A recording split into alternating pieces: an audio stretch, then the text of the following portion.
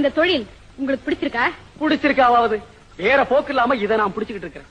நாள் பூரா இந்த வண்டியை மாடா எடுக்கிறேன். கிடைக்கிற கூலியோ என் குடும்பத்துக்கு அரை வயித்து கூட போதலம்மா. அதோ பாருங்க ரிக்ஷாக்காரன் நிம்மதியா தூங்குறான். வேலையும் சுலபம், கூலியும் அதிகம். அவன் பாடு தேவலாமா. அப்ப சரி, நான் வரேன். ஆகட்டுமா?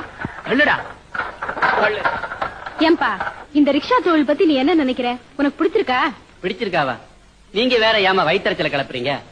மிதிக்கிற ஒவ்வொரு மிதிக்கும் ஒவ்வொரு நரம்பு புடைக்குது தெரியுமா? அப்படி நாள் பூரா மிதிச்சா கூட 5 ரூபா காசுக்கு அவஸ்தைப்பட வேண்டியது இருக்கு. டாக்ஸி தொழில் இருக்கே, அவன் பாடி எவ்வளவோ பரவாயில்ல. 4 கிராக்கி ஏத்துறான், 40-50 சம்பாதிக்கிறான். நம்மால முடியுதா? அவன் பாடு தேவல. ஏமா வீட்டுல சொல்லிட்டு வந்துட்டியா? ஐயோ காலங்காத்தால என்னமா பாத்து வரக்கூடாது? பாத்துட்டு தான் வந்தேன். உங்க மாதிரி ஒரு டாக்ஸி டிரைவரை பார்த்து பேசணும்னு தான் வந்துட்டு இருந்தேன். இந்த டாக்ஸி தொழில நீங்க நிறைய சம்பாதிக்கிறதா சொல்றாங்களே. அதையாமா கேக்குறீங்க? 10 ரூபா சம்பாதிச்சா 9 ரூபா முதலாளிக்கு. பெட்ரோல் விலை வேற அதிகமா போச்சு. இப்ப யாருமா டாக்ஸில ஏறா? 50 ரூபாய்க்கு குறைஞ்சு சம்பாரிச்சு கொடுத்தோம்னா அடுத்த நாளே வேற ஆளை வேலைக்கு வச்சிடறான். எங்க பாடு இருக்கே, நிரந்தரம் இல்லாத குழப்பமா, நிரந்தரம் இல்லாத குழப்பம். அப்படி ஒரு பஸ் டிரைவரா போயிருந்தாலும் பரவாயில்ல.